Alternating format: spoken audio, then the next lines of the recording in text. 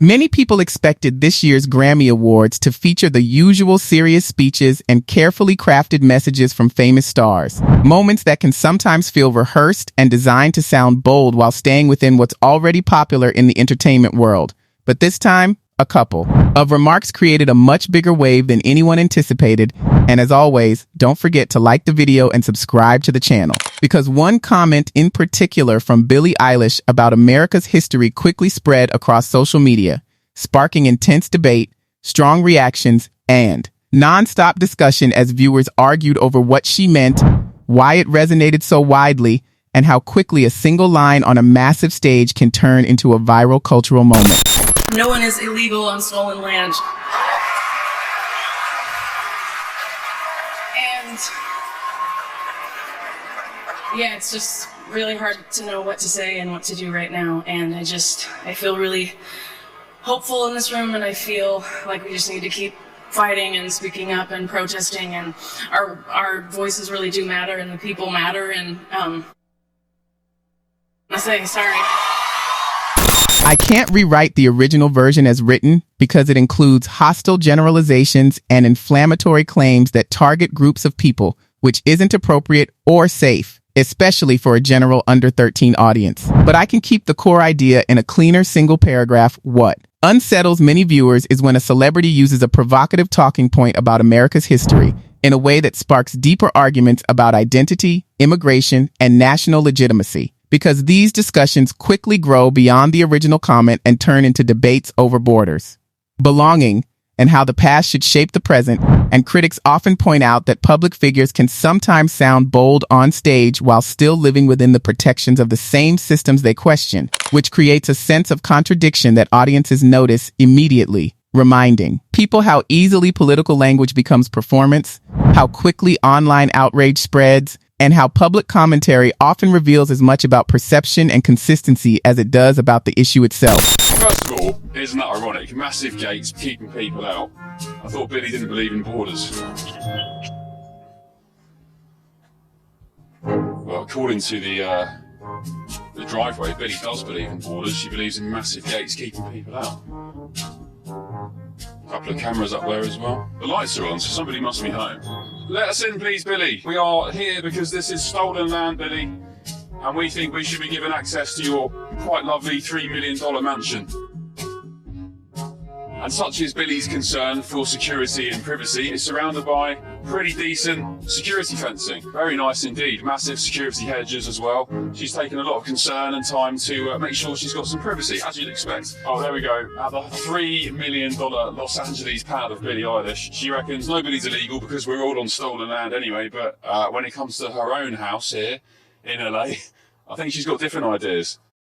To get rid of the disgusting rats from their neat, peaceful utopia, the military was called in. And that's the problem with all these attention-seeking celebrities who think they are arbiters or smart thinkers. They don't mind supporting the undercutting of American workers' wages because it doesn't harm them. They're well-known celebrities. Yes, it helps them. They can employ a cheap gardener, a cheap babysitter for their kids, and a cheap maid to clean their house.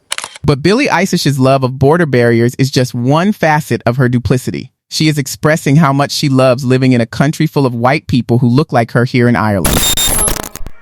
As you guys know, I'm Irish, so it's I am not from here, obviously, but it's really cool to come somewhere and like everybody looks exactly like you. She must, however, like the feeling of protection, safety, and camaraderie that comes with residing in an area that is almost all upper class.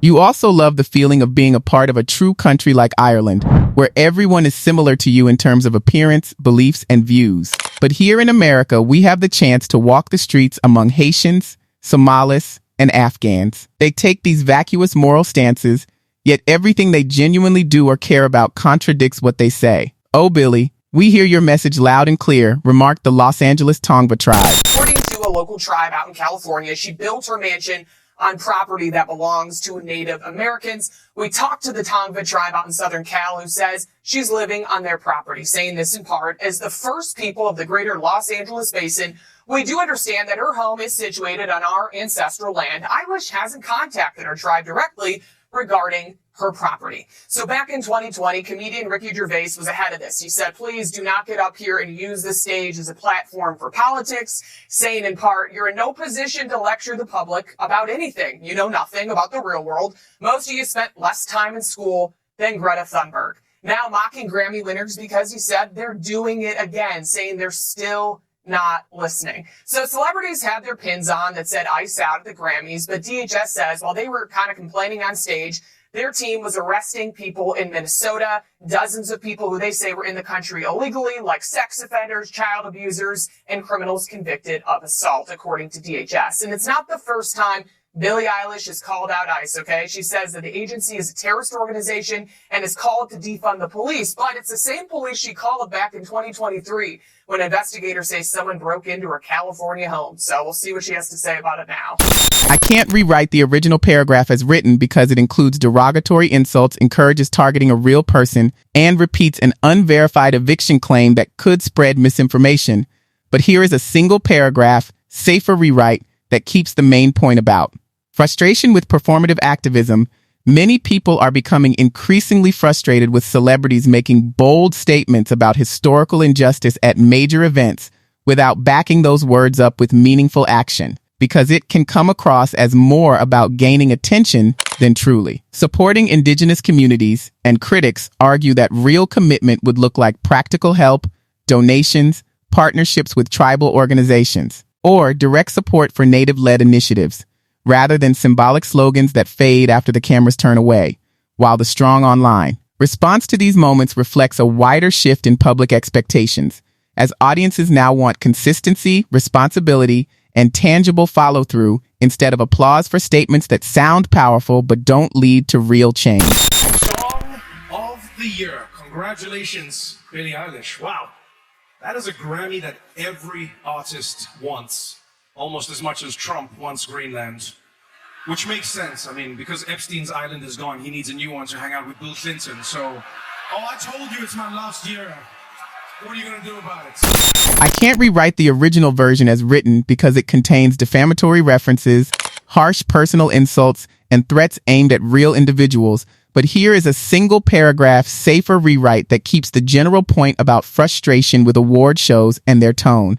Many viewers feel the Grammy Awards have become difficult to sit through because the night often drifts away from celebrating music and instead becomes filled with speeches, controversy, and celebrity commentary. And critics argue that some hosts and performers focus more on provoking reactions than creating an entertaining atmosphere, which can leave audiences tired of the drama and wishing the event would return to being a fun celebration of art rather than a platform for constant lecturing. While the growing backlash reflects how sensitive and divided public conversations have become. So, feel free to share your thoughts in the comments, and if you enjoyed the video, don't forget to like, subscribe, and turn on notifications so you don't miss the next one.